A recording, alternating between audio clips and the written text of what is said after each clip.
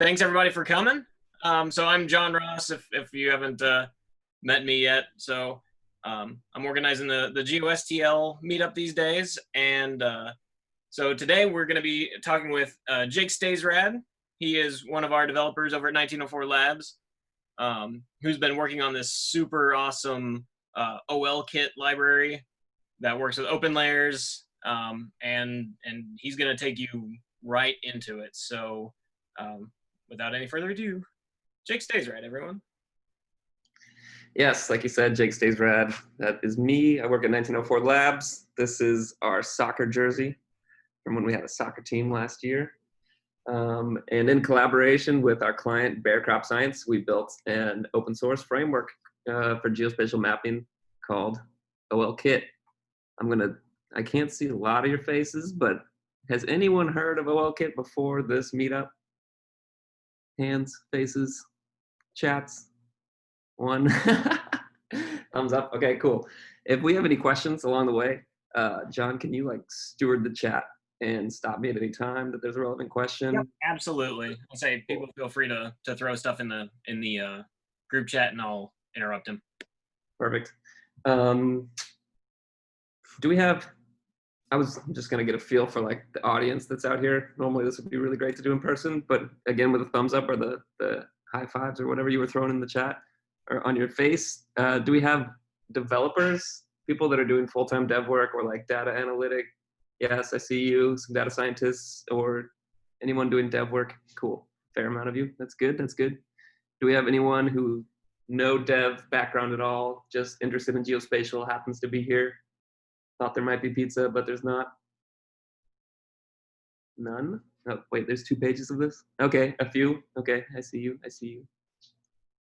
Okay, that's good to know. So we'll go through. It'll get kind of technical, but I'm going to keep it. I'll explain it for everyone, so we'll all be on the same page. I'm just going to assume the least common knowledge in the room is I've seen a computer and maybe I'm interested in code. Okay, so here is I'm going to give you a little background on the history of how OLKit came to be, and it started off, like I said, we're on a contract with Bear Crop Science.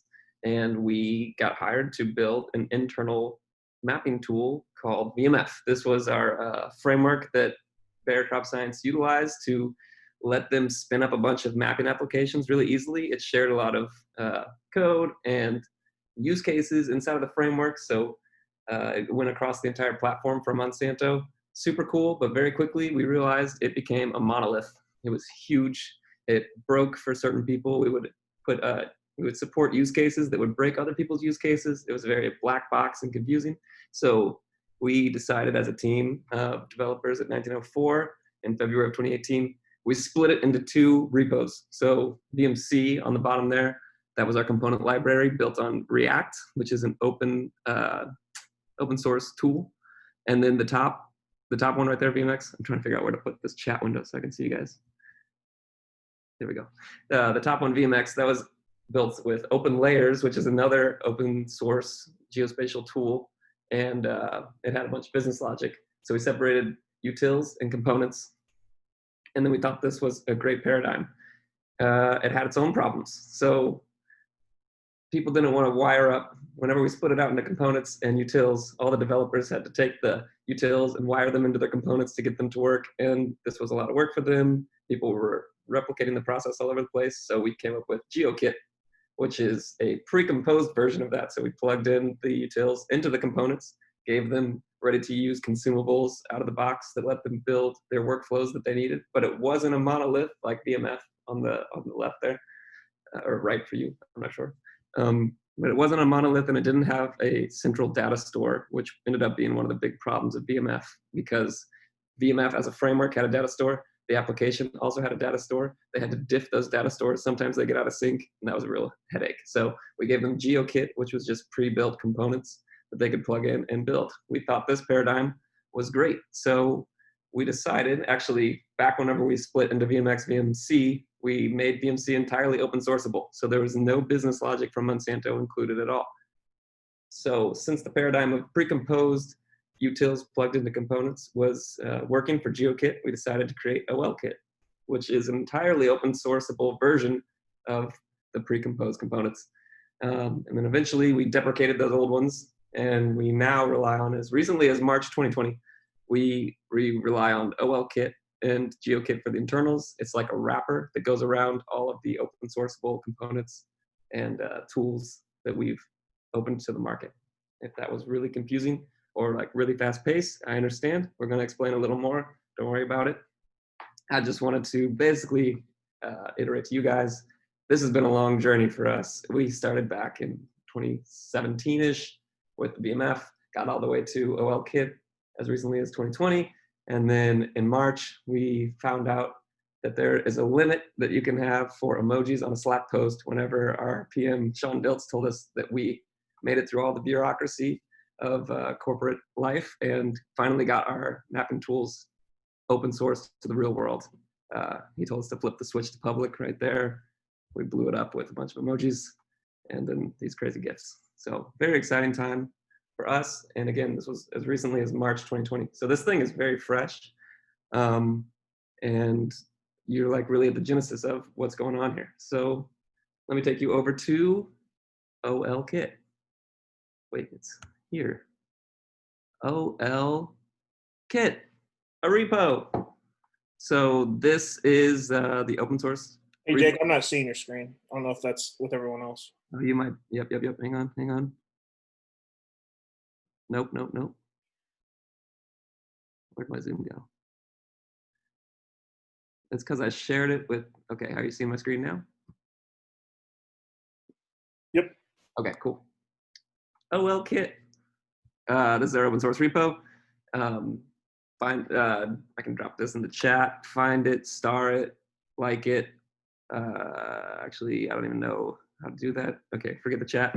OLKit.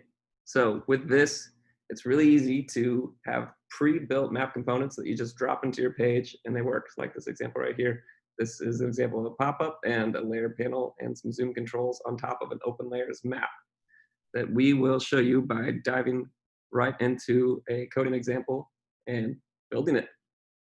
So let's pray to the demo gods that this actually works, but if it doesn't, we'll run through it together. There's plenty of technical difficulties that that may arise, but we'll come through. So what I did already was I took, I used something called Create React App. This is just a tool that, it's like a CLI tool. You run it in your terminal, it builds out an entire repository, or it builds out yeah, I guess it's a repository of a React app. So on the left here, you can see GeoSTL. I just ran Create React App, GeoSTL, built this like an hour ago.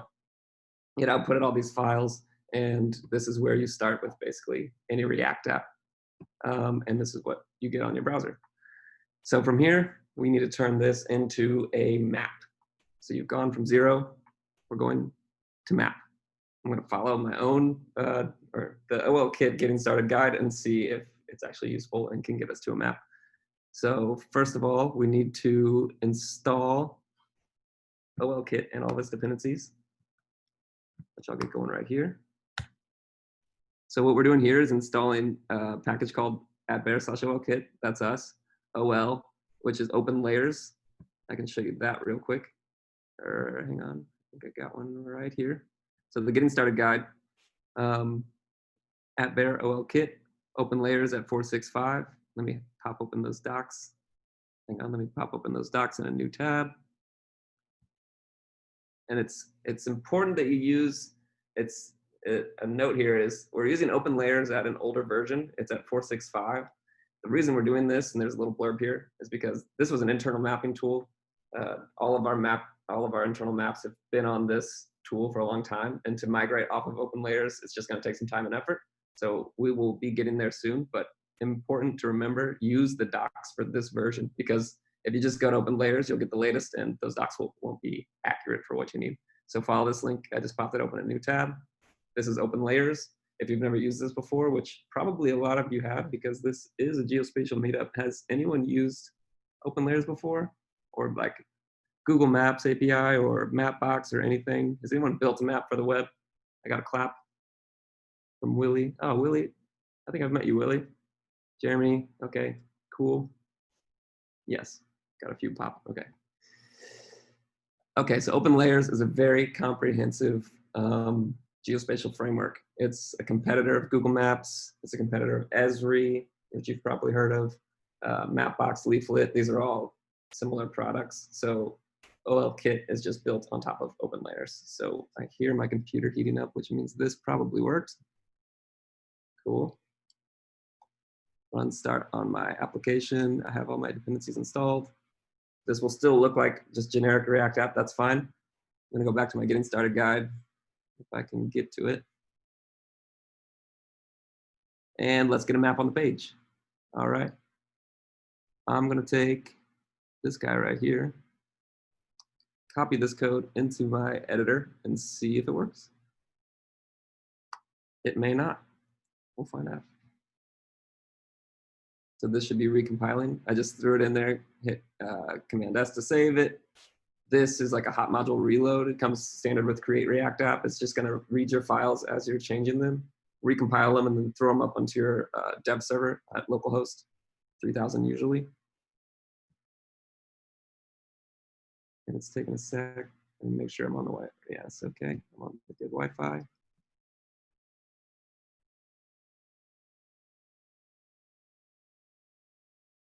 And my computer is getting warm. Okay, so let me go back to getting started. We'll keep looking through here as this compiles.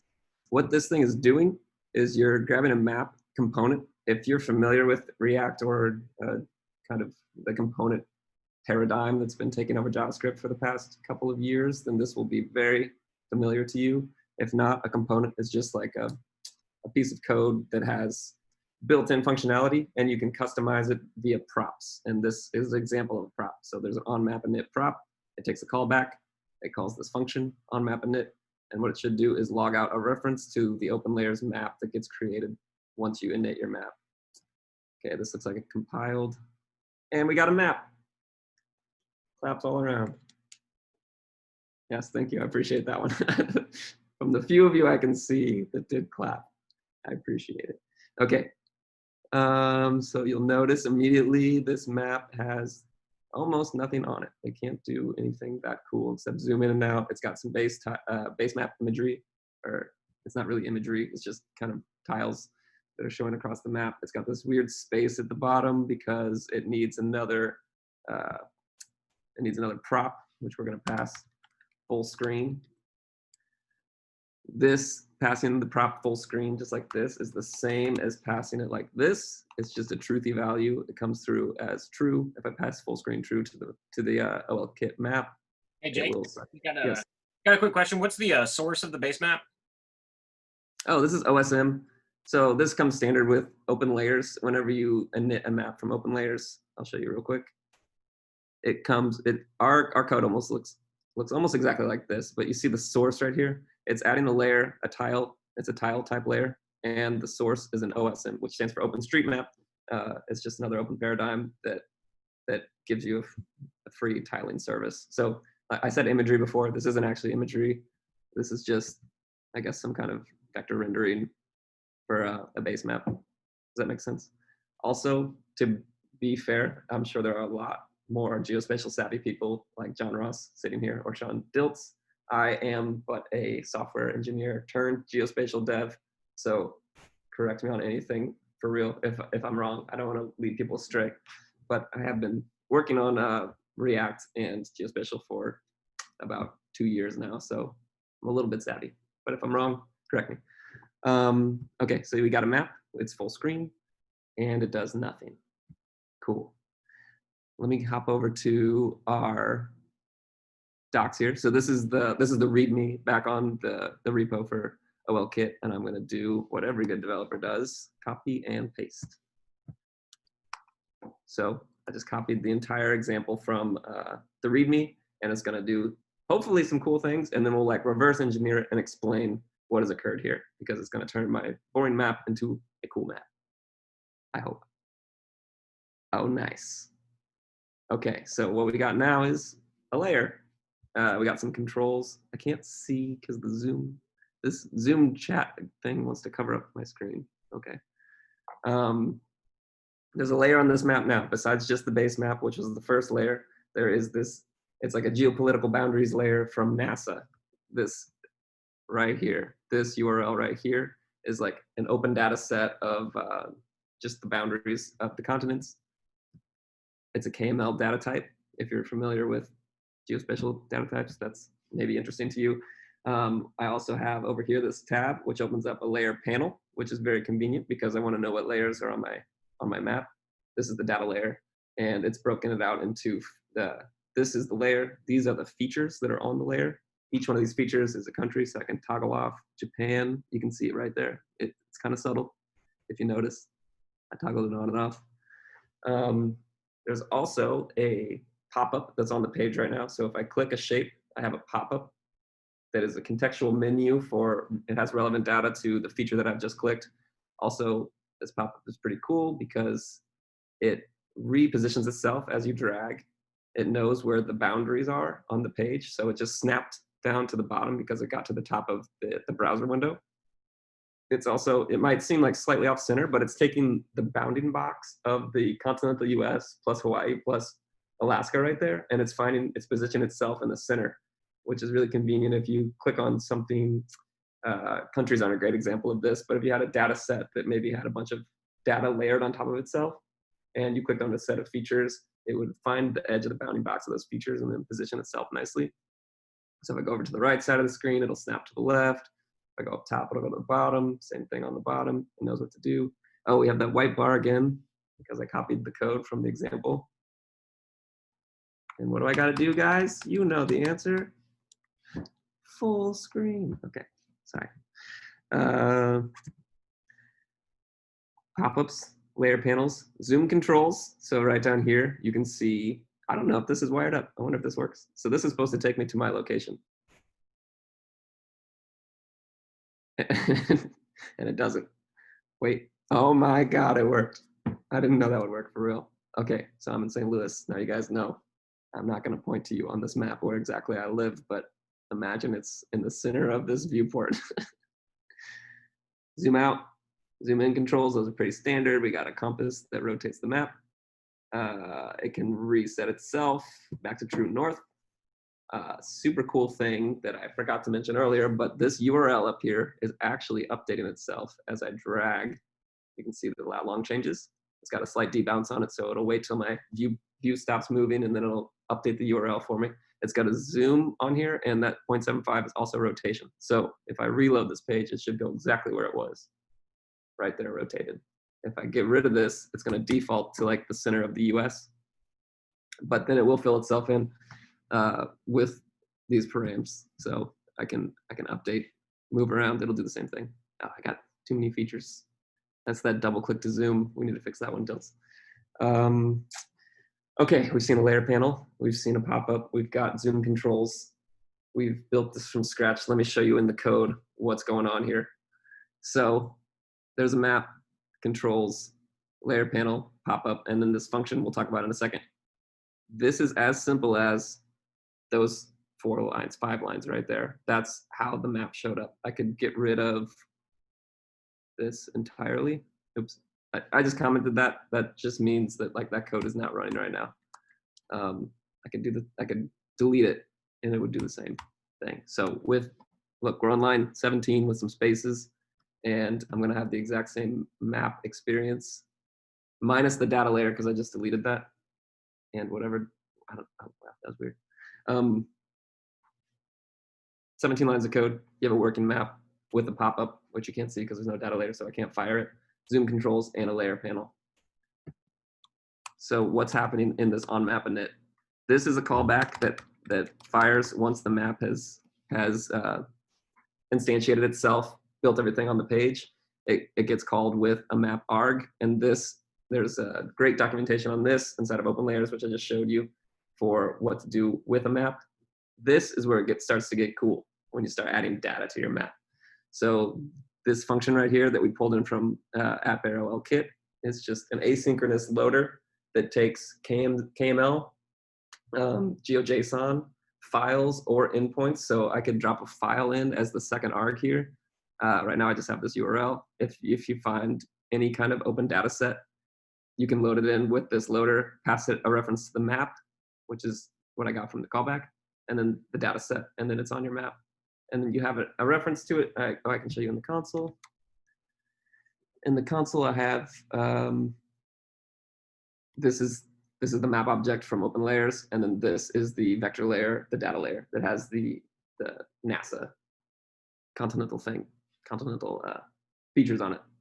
So we've made it through 0 to map. We made a cool map. We reverse engineered the map back to 0, explained some of the pieces. Let me make sure everyone is on board. I haven't moved too fast. It's probably like drinking from a fire hose. I understand. I'm really close to this, so it's hard for me to zoom out and make sure everyone can understand like where we're all at. So is the chat cool, John?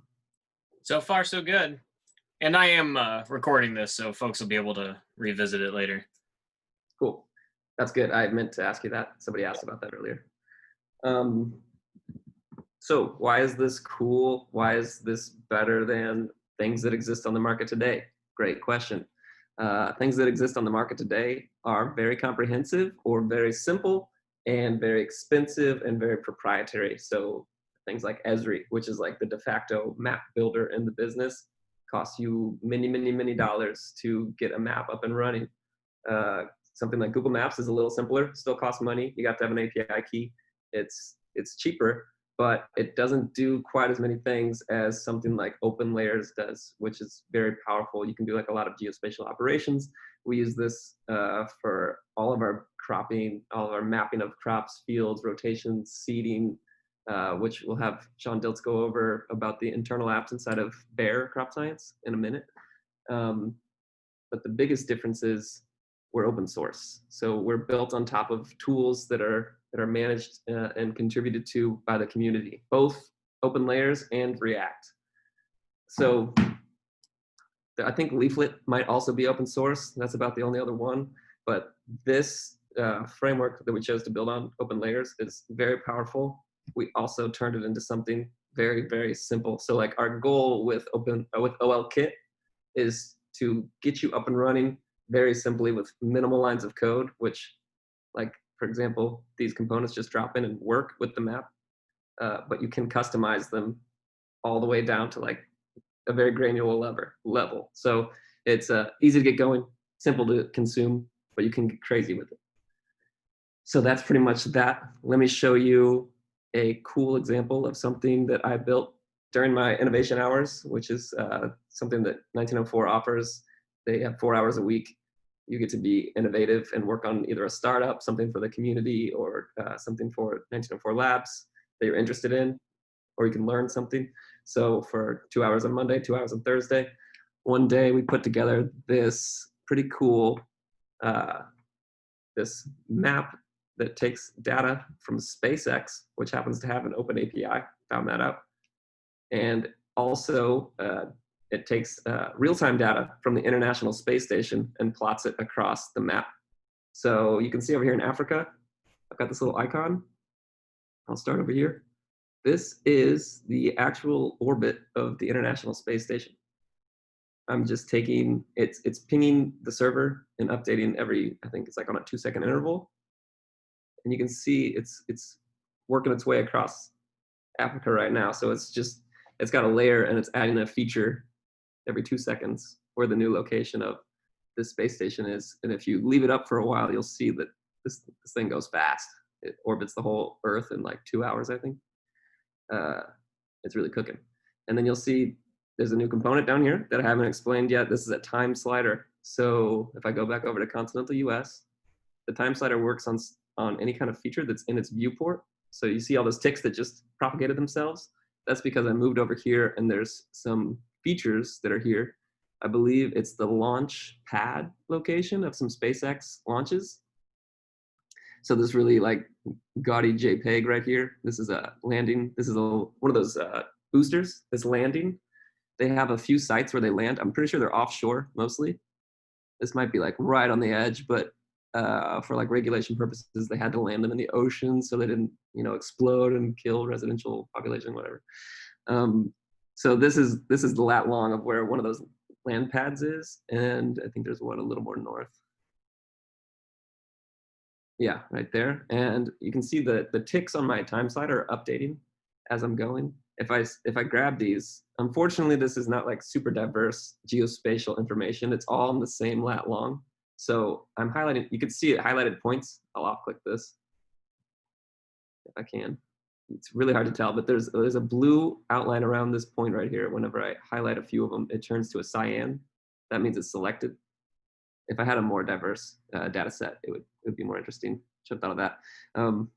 But this is just putting on a time ticker, the history of their launches. So I guess they had one all the way back in 13. That might be like a dummy launch or a test launch or something.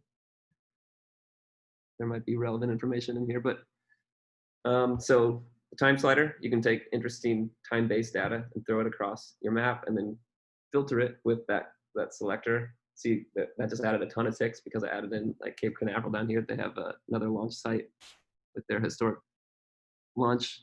Yeah, see, one of these is out in the ocean, I think. Yeah, there's 22, 56 historic launches that have occurred right here. I can see that data from my layer panel, the land pads, and then the launch history. Yeah, and then the outlines of the countries.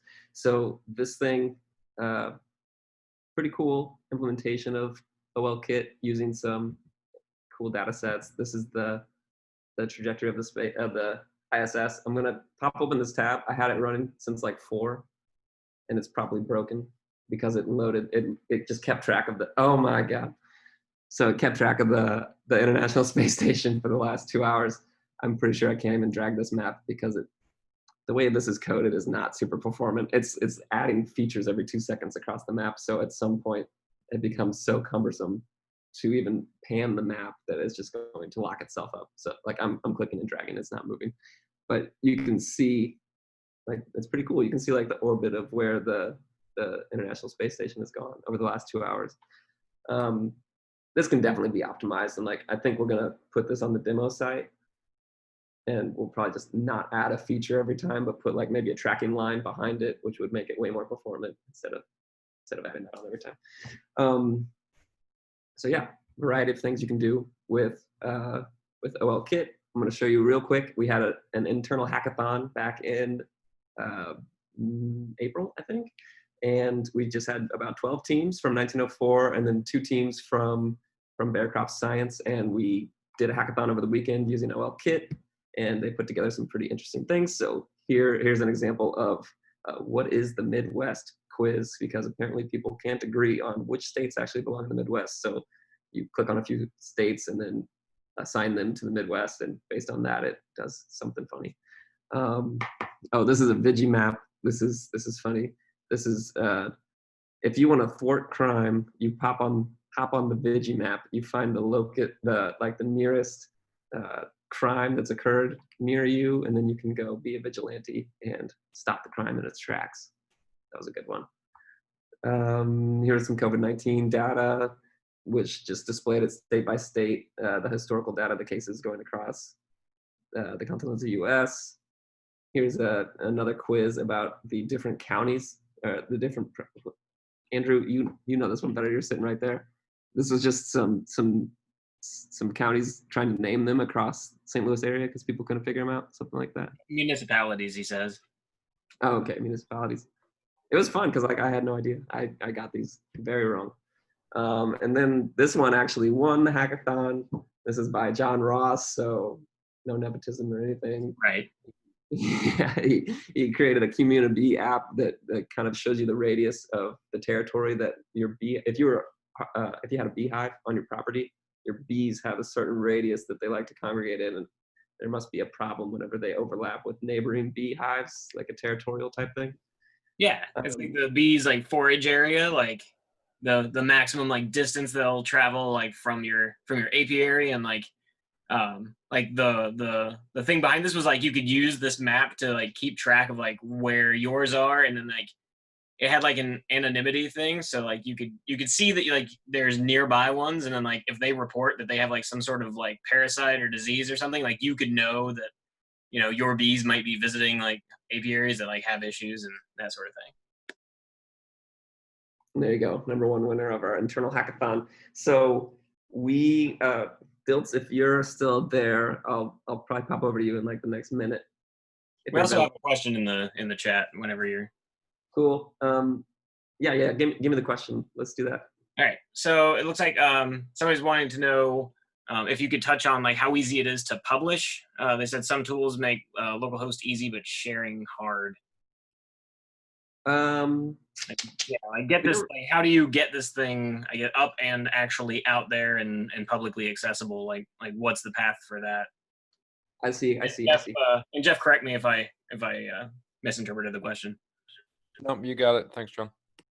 Yeah, so this is our doc site, and on here there's a demo site, and I'm pretty sure we're just using the tool. There's a tool called Gatsby. So since this is a React app, you'll have to be building a React front end, or you can inject it there's things you can do, but basically you'll probably be using React, and you'll turn that into a bundle, and you can either host that as a static asset, like on S3 or any kind of CDN. After you bundle your app, it'll just sit somewhere, or you can write a server that will serve it and put it up. We don't really like work with the tooling that does deployments like that, but the way that we deploy, this is a live site, so this is actually deployed, and it's basically the exact same code that I just went through to show you the demo, and it's using a tool called Gatsby, and that just wraps up. It's like it works really well with React, so it just wraps up your React app, turns it into a bundle for you, and then it just publishes that to a CDN. So there's a lot of tooling out there. OLKit doesn't focus on like a way to deploy itself, but it's on the edge of, it's like the bleeding edge of what's relevant in React. So there's a lot of tooling out there that exists that will make this really easy to deploy out. Does that answer your question?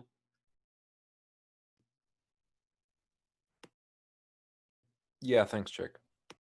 Sure. If Dilts is not there, that's fine. No, I'm here. Oh, you are here? Okay. Okay, if you want to spin up one of the internal apps, and you can take over, and I'll just do a quick plug here for that hackathon I mentioned. That internal one we did was actually in preps for an external hackathon that we have on the books for September. John? That is correct. September. It's like there's like a whole week long of programming, but the hackathon's going to be that weekend. But it's September 14th through the 20th. I'll throw a link in the chat.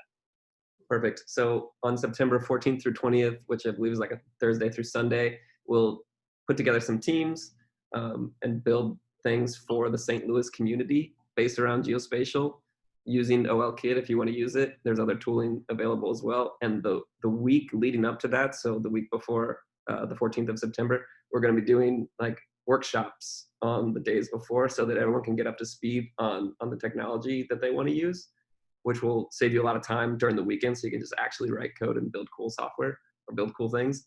But it's going to be really cool. It's an effort with 1904, Bear Crop Science, AWS, I believe, is a sponsor, and they'll be providing like hosting services for us and some credits so that we can make things really like streamlined, just like the question you were asking, Jeff. They'll make that really easy to deploy for you, and I think it'll be a really cool time if you're interested at all in geospatial or even software development in St. Louis or not. That's definitely something to check out. And so hot off the presses update for folks that are interested in the hackathon. We just secured our keynote speaker, which is Robert Cardillo. If you're familiar with him, the former director of the National Geospatial Intelligence Agency. So very cool speaker. It should be really cool. Yeah, there's been a lot of effort going into it for the past couple months, so it's going to be pretty cool. You don't want to miss it. Dilts, if you're ready, you can take the screen, or I got to give it to you.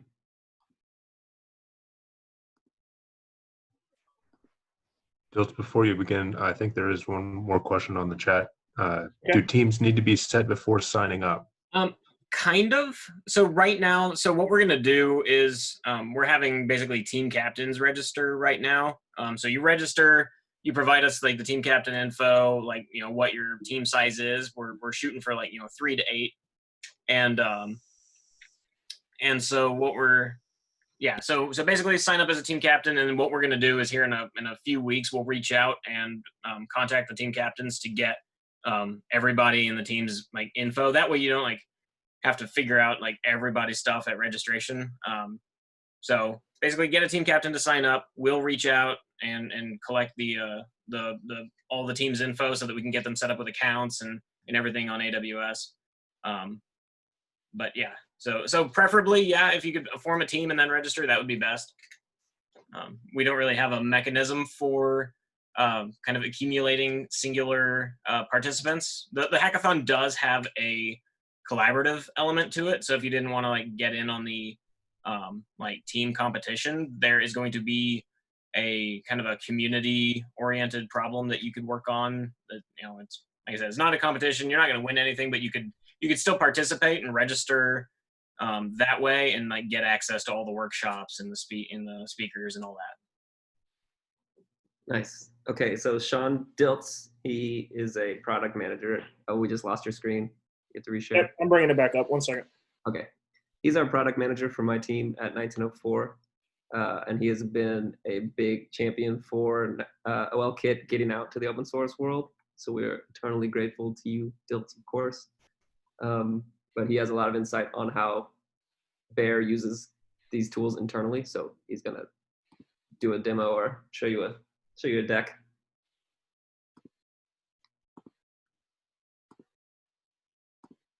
You see my screen? Yep, you're good. We actually have Grant on the phone if we wanted a live demo.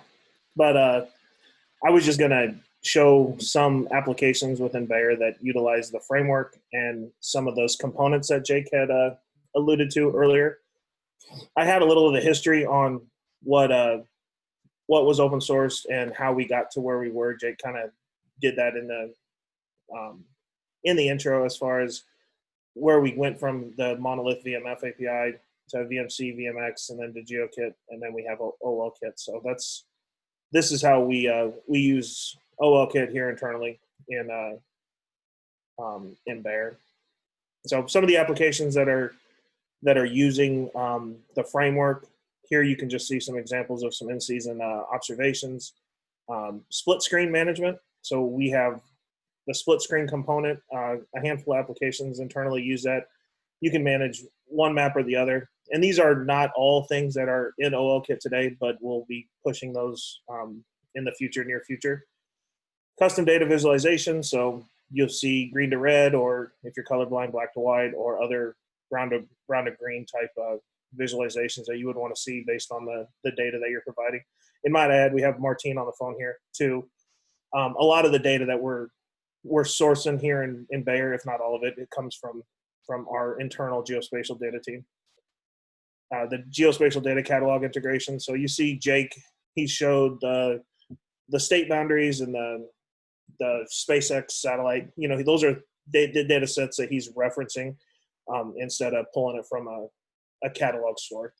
And then PDF creation for external cooperators. That's this one use case, but a lot of our internal applications do a lot of PDF creation. So we have a lot of integration with GeoServer. We have integration with a couple other internal tools for PDF creation because people still love their paper and their maps, and they end up creating them. So we have a PDF component within our internal Bayer applications. The data tray, so you'll see just some of your geospatial people, the attribute table, if you will. Integration, so if there's other data that you wanted to reference within that, you can pull that up. This application does a lot of mapping of their field trials. So there's a lot of import and export functionality, A/B lines, pivot tracks, a lot of farm implementation type stuff, and then your draw, measure, and buffer. So that's pretty typical for all geospatial tools, but that's one thing that these other implementing applications essentially don't have to code for it. They get it for free from the framework. And then we have a cool photo tray integration. So if people are taking pictures out in the field, we built some integrations in all the internal mapping tools that they can essentially reference that wherever they are on the map where those pictures were taken in the field. And that flows, that's a component that will flow into all the other different applications, custom symbology, little bit more data tray integration and geospatial selection tools. So if I just wanted to focus in on one area of the map, just similar to what you do with draw and measure, it's point lines and polygons, and you can essentially use that select functionality. So excuse me, those are examples of some of those components that are used and not essentially coded for in these individual applications. But because they have that, they can focus in more on some individualistic stuff. So if this application was focused more on these pictures, they could code for and get more focused in on that. So this framework is essentially just top level geospatial understanding, if that makes sense. I'm open for questions. Yeah, is there anything internal that we can demo?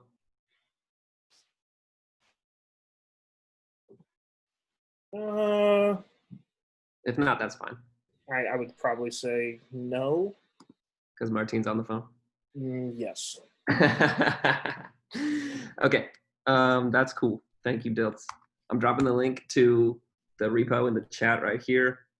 And I'll show you real quick the doc site, which I didn't really go over. Can you see my screen again? Hopefully, yes. Not yes. Okay. From the repo, you can get to the doc site if you have the new layout. It's over here. Pop that open. And we went through the getting started guide a little bit. If you go over here, you can see a list of all the components that we have. So base map switcher, which I didn't even really show. Oh, that's not even, yeah, okay. So there's a base map switcher. We can drop that in real quick. You know what, let's get crazy. We're going off script here. What is it called? Base map container. Hey, Jake, I can show some VMF if we wanted to jump in there. Oh, you can? Okay. That'd be cool. Let me throw this base map container on, and then we can do an internal demo. So this re-rendered, it should have down here on the left, I got a base map toggler. That's literally just blank white. So these are a few of like the open, there's no base map imagery, but you could extend this out to use like Bing imagery, which we use internally, or any kind of satellite imagery you could add into this. This one has like terrain on it. And then the Stamen toner, if you want to keep it really simple. OpenStreetMap was what we were using originally. Let me turn off this layer so you can see it better. But base map switcher, and back to the docs. All of the as we build out more stuff, keep referencing the docs. It'll show up here. The controls which we showed, that data layer loader util. There's a Google Places search which I don't have implemented at the moment, but you can basically hit the Google Places API that like you could type any kind of restaurant or location. You have to pass an API key in, and then it'll give you back a point on your map of where that is. The layer panel we went over. Layer styler. Oh, that one's cool too. What is that on the demo site? We should show that one. Is there a layer? Oh yeah, there is. Okay, so check this out. This is the layer styler. I'm going to select an attribute. Off of this is the NASA layer. So name being United States. Let me style it very patriotically. Red and blue. This, and I'll get Canada in here too.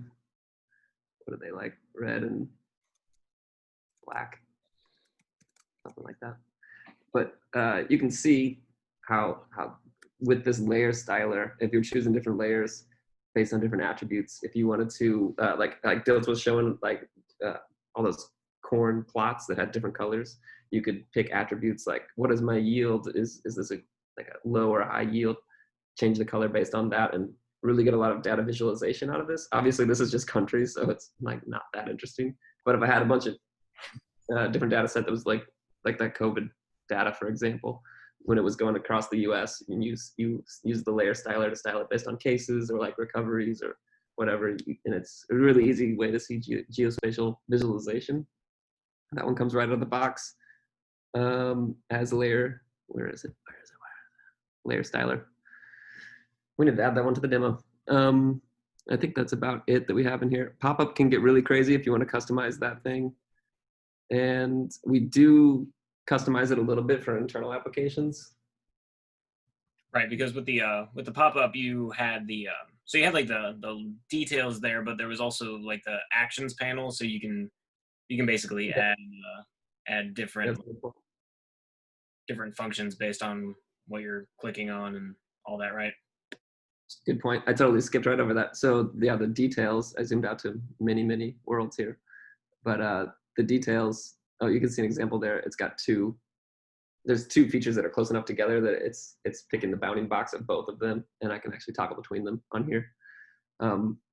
But yeah, the details on the left side, if you had attributes that were specific about your feature that you wanted to see in real action. Oh, and we do have one action in here. Internally, we have a whole list of actions that we can apply to things. Externally, all we have is copy coordinates, copy geometry as coordinates. So I just copied that to there you go. So if I just pasted the copied coordinates of, I guess, Canada or the United States. So if I wanted to drop this into some other geospatial tool to add a custom shape here, I could copy over those coordinates and use it like that. I think that's pretty much it for the demo for external. There's a couple of questions in the chat. Sure. So it was relevant to like kind of the actions and stuff that you can take on the data. So we got someone asking basically if there's any kind of like point clustering that can be done here, or is that like a functionality you'd have to, I don't know, code in yourself, or like how would you facilitate something like that? No, I actually supported, there was an internal team that was like, hey, I have clusters that aren't working, and we supported it recently in OLKit, but OpenLayers itself actually does, this is a clustering example of, I guess this is earthquake data, it looks like, and it's just grouping things that are in the same kind of radius, dropping them together when you're at different zoom levels. So if I zoom out, all these bubbles will go together.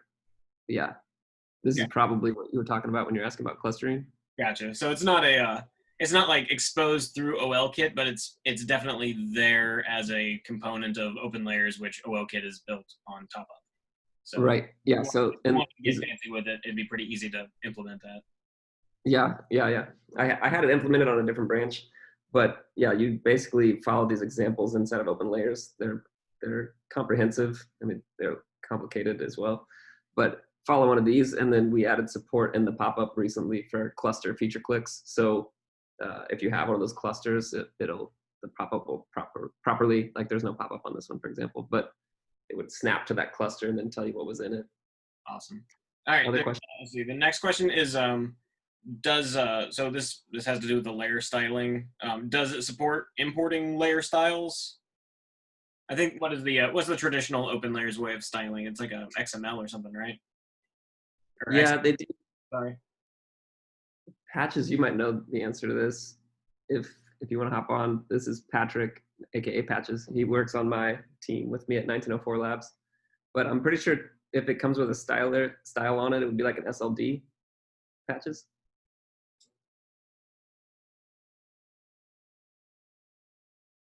Sorry if I put you on the spot. Oh, he might have just left entirely. Is that Grant? Dude, what's up, buddy? Yeah, typically there's a style that comes, you would have a style on the layer already, I'm assuming? Or are you asking? Oh, that's Patches. Sorry, some technical difficulties. Sorry for putting you on the spot, but if you knew the answer to that question. Just with styles. Yeah. Yeah, like, layers. like import some layer styles from something else, like style definitions or. Yeah, that would be SLDs from GeoServer would be the way to go with that. Or vector tiles can do stuff like that too, which would be pretty cool. Most things beyond SLD are roll your own JSON formatted stuff. So. Cool. All right. Yeah, that makes sense. And if you were importing a layer, like if you had a KMZ or a KML or a GeoJSON or even a shapefile, you can see on the right here, you can export this as all of those options and also import it. I don't have import enabled right now, but you can import those same files. And I'm pretty sure if the styles are included, it will style itself inside of OpenLayers. It knows how to read your styles off of your file type. Awesome. All right, cool. And the last question we have right now in the hopper from Eric is, so does OLKit support like point and polygon operations, or is that something like OpenLayers possibly provides? OpenLayers provides it. It's a little complicated to set up, and we have a component that's coming over from internal to external that is like draw tools, and it also has measuring enabled, which is really nice for when people are worried about their field boundaries for cropping things. But yeah, it's got polygon, point, multi-polygon. Does it have multi-polygon? It might. Circle, but Dilts might be able to demo that if he does an internal app, because most of the internal apps have draw functionality on them, and we're trying. Go ahead. I could do. Or you got something? I was just saying I can demo that. Yeah, you want to demo that, Dilts? You want me to go now? Yeah, that's good. Let me double check. So, Eric, did you have anything in particular with the operations that you were interested in that you were wondering if OLKit or OpenLayers supports? Or I was just curious Yeah. if it provided that functionality. Cool. Yeah, we have it, like I was saying, it's internal on a lot of our apps, and we're going to try to get that out before the hackathon in September. It's just a matter of us prioritizing that story to move it from internal to external. But there's nothing proprietary about it, so it should be pretty straightforward. It's just leveraging OpenLayers draw interactions, and then we built a little convenient UI around it to pick point, polygon, line, etc. Oh, and so have you used it with any kind of like real-time data? Which I guess the closest would be like the ISS thing that's periodically polling, but have you done anything else like that? There's been talk of there's like these automated tractors that do planting, and they have a IoT device on them. There's been talk about setting up a web socket that would basically be the same as that ISS, the space station. It's just updating its point on the map in real time. We haven't really done much with it besides that space station demo, but it's definitely possible. Cool. So that's all the questions for the moment. Okay, cool. I have questions for you guys. Does anyone see themselves using this thing? Thumbs up. I know some of you already have. Yeah, those who have been at the hackathon. Yeah. Okay, cool. I see thumbs. And like, what kind of things would you want to see in this? Maybe something that stops you from using it now, or like just something cool you could imagine that you would like to see. There's absolutely no better time to like recommend like features that you want. I mean, you've got program manager and like multiple developers on the team that make this thing on the call, so you can't get more direct as far as influencing product. That's a great point. Yeah, and feel free to drop it in the chat if you don't want to speak, and if you're just thinking about it as well. I see what you said, Grant. We are gonna get a draggable pop-up. That is coming, for sure. That's coming. The pop-up will be draggable. But yeah, like John was just saying, you have a bunch of people on this call, and this is a really cool, like very new open source technology that's relevant to St. Louis. It's built by people here. We're growing it. It's got more users. Like every week, more people are using this thing. So jump on board. I think I dropped the GitHub in there. If not, I'll drop it again. But make sure you star it to follow. That's probably the best way to follow the releases on GitHub. And then that's pretty much all I got. And if Dilts has an internal thing to demo, that's about it.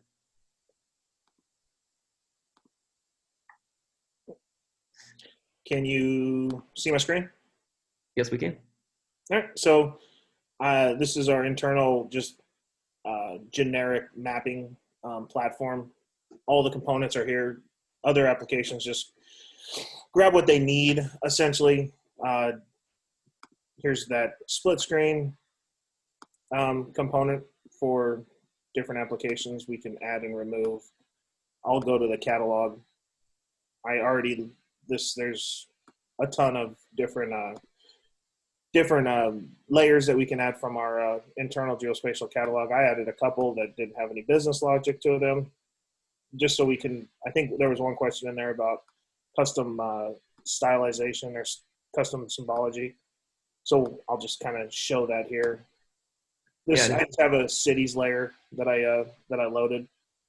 We could do labeling. These are just all the attributes of this layer, and you can label accordingly. I'm not going to label this because it look a little crazy. I might zoom down here in a second.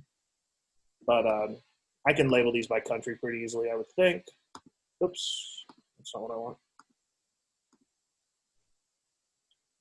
Nope, that's going to be by state. That'll be all right.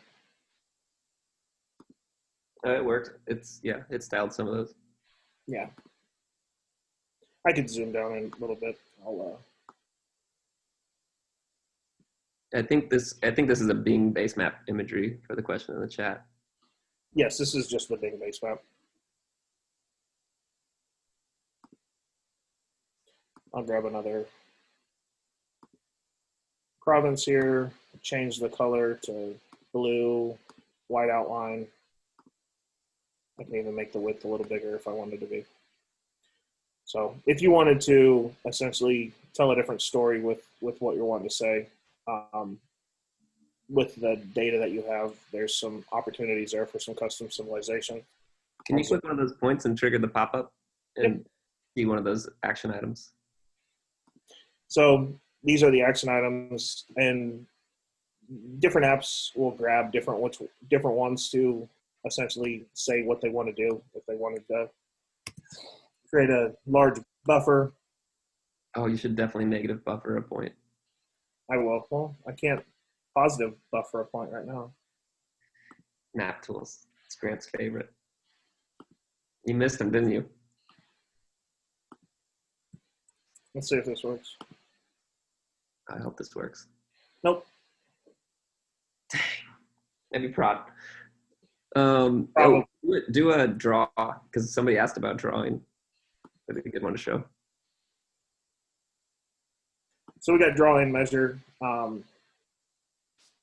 grouped together, which I'm sure you guys have seen before. If I just wanted to draw so polygon, I can do that. If I wanted a little bit more understanding of what I was getting myself into, I could show distance, and that's just going to label. Well, it should. It should. This is the GeoKit app we just shipped to non-prod like yesterday. Yeah. Okay, so area is working. Area's working, not perimeter. Okay. So there's my line string. Coordinates, if you wanted to label a coordinate, that's going to display. And actually, it should show all the coordinates that I want. Yeah, so throw a bug out there. You see I have imperial here. It's if you were wanting metric, we host that internally in a preferences way, so I can actually change that if we have users across the globe that some of them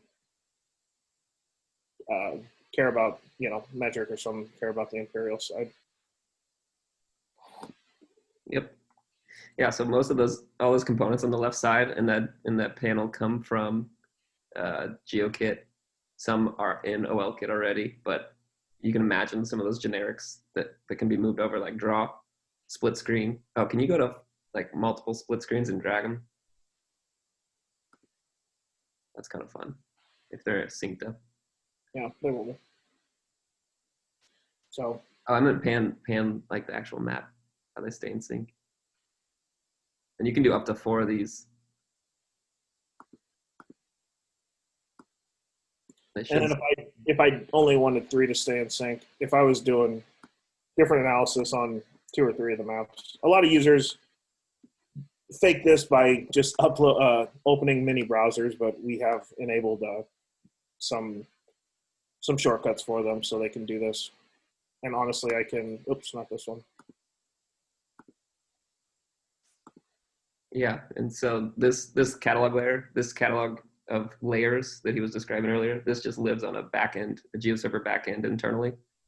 This is all data sets that Make sure you don't throw anything proprietary in there. I'm looking. Yeah, it doesn't matter. But I just loaded the. Yeah, you can see it a little bit. There's some purple on the top right.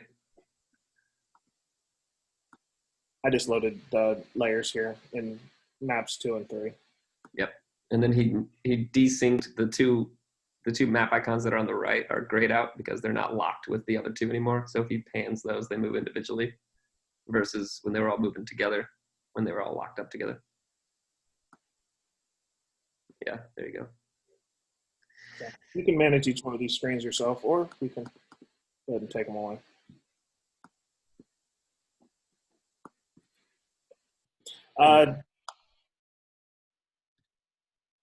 PDF, you guys probably have seen quite a bit of different PDFs, but we have a lot of different layouts that users have asked for. Each one of these could be referencing different data and different layouts for the PDFs, but they all have your north arrow and scale and legend and stuff like that for them. We also make very, very large PDFs, like 4x4 foot PDFs with really high resolution. Is a whole thing. Took us like half a year to figure out how to scale a map with the correct annotations in the right place. It was a whole deal, but we probably made it through the most interesting of these things. So there's no more questions. There's a couple of questions just not related to what we're staring at the moment. Okay. So one is so file navigation is one of the things that kind of came in the list of things people wanted to see. So file navigation when connecting to like a data portal, they specifically mentioned like Esri or GeoServer. So how do you guys handle? Because I know you've got like kind of a GeoServer interaction going on. Like how do you enable the GeoServer interaction between it and OLKit right now? So we have a class that's not out yet, but it's called GeoServer Layer, and it works really well with GeoServer backend. So it knows how to parse those SLDs and get the styles off, and also manipulate the styles with that layer styler component we were showing earlier. So you can actually edit the styles of a vector, not a vector, a WMS. A WMS is like pieces of imagery that are stitched together on the front end versus vector, which is like a drawn SVG basically on the front end. So the difference between those is kind of complex, but we can style an image layer with an SLD using our GeoServer layer class. It's not yet in open source. We use it internally a lot for like every single one of those catalog layers that he just showed, 370, whatever. Those are all WMS, and we can style them internally. So that is coming to external. It's not quite there yet. Cool. And then the last one we have right now is basically Eric was just curious, like, what was and this will be for like DILT maybe, like, what was kind of the thoughts behind like using, open source tooling in-house versus, Esri? I think a lot of it was just the availability of some customization that you kind of see with what our features do. And then just internally in Bayer, at Monsanto at the time, that was the route we were taking just with all the software, was open source in general. So we had that platform built that was definitely OSS savvy, if you will. There you go, Grant. It worked well with it, so then that was the platform that we ended up building for. It's also free.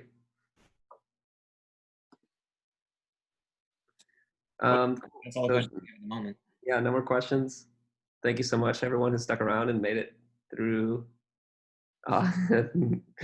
Labor's not free, right? Speaking of, there's a lot to support with the open source community. So we have our team internally that allocates some time to supporting this, but we'd really like to get the rest of the geospatial community, especially in STL, supporting it, using it, and eventually contributing to it. We're very open to that. We'll help you do it. Just drop an issue if you have a bug or you want a feature. We check the repo. Probably that's the best way to follow up. If they want more info on the hackathon, John, what should they Is there a place I can drop an email? Yeah, you can always hit me up. So what I'm gonna do, I'd spoken with, I can't remember exactly who before this thing, but folks were interested in the hackathon, but they didn't have a team, but they were open to kind of trying to source a team from in here. So what I'm gonna do is I'll throw my email in here, and you can hit me up with any questions, and then I'm gonna leave the Zoom up for the next 10 minutes. And folks can hang out, and if there's folks in here that want to kind of broadcast to put together a hackathon team, you guys can use the Zoom to coordinate. Cool. Yeah, and I would have loved to meet you guys in person, because it's really cool seeing who shows up to these meetups. And we had a lot. We had like 55 RSVPs, which is crazy.